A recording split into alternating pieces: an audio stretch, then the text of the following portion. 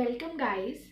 Today I am here to teach you CBSE syllabus, NCERT books, science, lesson number 6, life processes, transportation and its subpart transportation in human beings.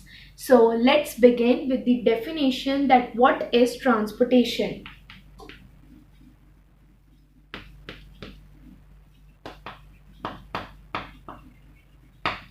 Now, transportation, it is a process in which proteins, nutrients, food, hormones are transported from one part to the another. Now, let's understand what is transportation. It is a process in which different materials like proteins, nutrients, food, hormones, carbon dioxide, nitrogenous wastes are transported from one part of the body to the another. And this process is known as transportation. Or circulating these things, we need blood, heart, and blood vessels.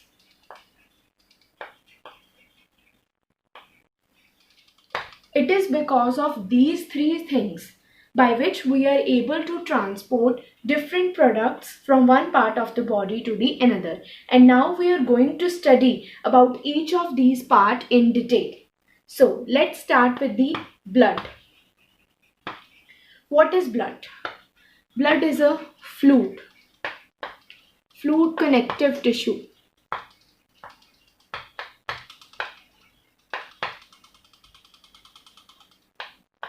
As you all read that in 9th class that blood is a fluid and it's a connective tissue. Alright, now there are two things which constitute the blood. We will study about that two things. Now, two things constitute blood. First is plasma, second is blood cells. What is plasma? Plasma is actually a fluid and it constitutes about 56% of blood. Now, plasma transport things like food, carbon dioxide and nitrogenous wastes. Blood cells are like RBCs, WBCs and platelets. Now, what are RBCs? These are those cells which carry oxygen. WBCs act as army for our body which fight against the bacteria and viruses which enter in our body. And platelets are those cells which prevent the flow of blood out of the body. Alright, now we will study about platelets, means about blood clotting in detail. Suppose this is our blood vessel and it develops a leak. Now, there are the cells which continues regulating around our body and these cells are known as platelets. Now, see here what will happen at this place. Now, the platelets will form a chain with each other to plug that leak so that blood cannot flow out. But as you all know that blood flows with a very high pressure. So with the very high pressure of blood, this can break the chain of platelets. So it is bounded by another type of protein called fibrin. This protein is known as fibrin. So, fibrin and platelets together form blood clotting. Now, listen to the definition of blood clotting. It is a mechanism in which the flow of blood from the body is prevented by platelets during any injury or wound. And this mechanism is known as blood clotting. Now, let's study about the second thing, that is heart. What is heart? Heart is a muscular organ which pumps the blood in our blood vessels. Alright, now let's see the structure of heart. There are four chambers of heart in a human body. See here.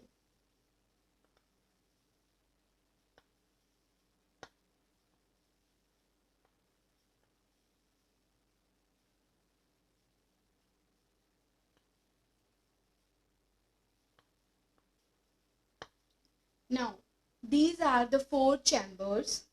Upper chambers are slightly smaller than the lower ones.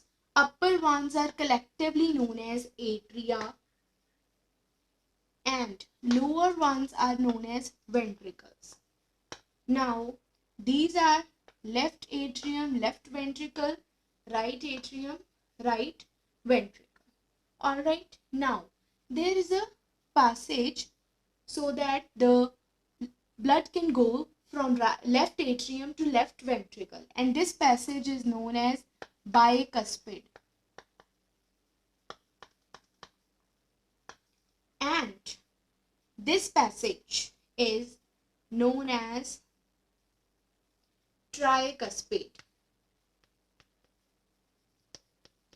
Tricuspid valve. VALVE. Alright, and here is a part which divides right and left part of the heart, and this part is known as septum.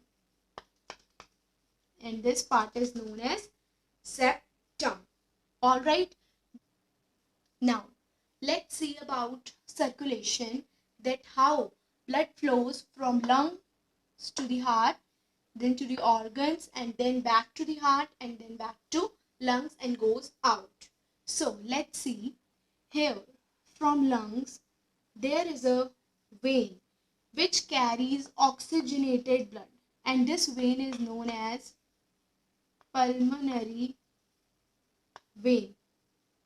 This vein is known as pulmonary vein.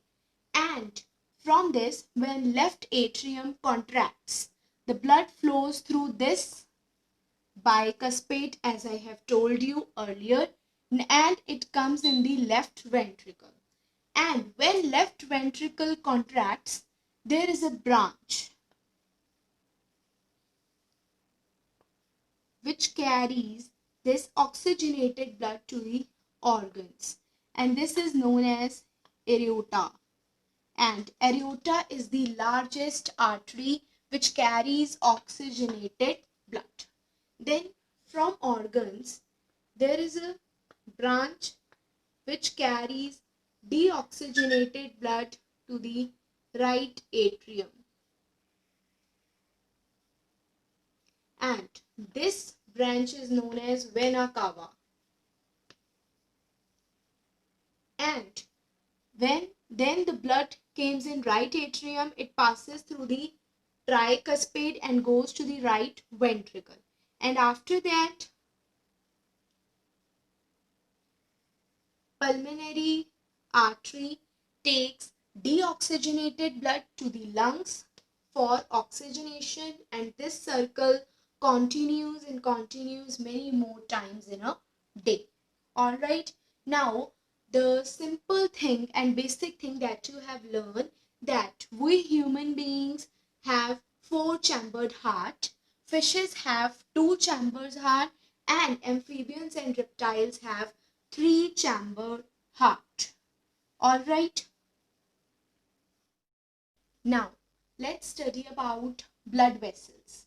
Artery is the first type blood vessels, and these are the vessels or tubes which carries oxygenated blood.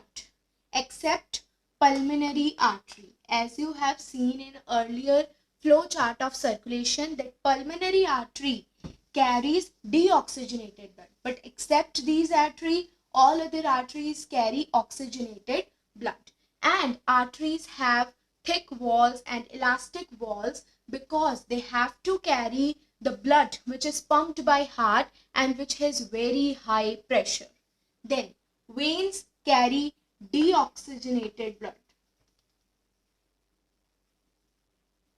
and except pulmonary vein. As you know that pulmonary vein gives oxygenated blood to the left atrium, but except this vein, all other veins carry deoxygenated blood. Capillaries, when arteries reach, when they reach the organs, then they divides into smaller and smaller vessels so that the cells can came in contact with the blood and exchange everything with each of them, and these small vessels are known as capillaries, and they are only one cell thick.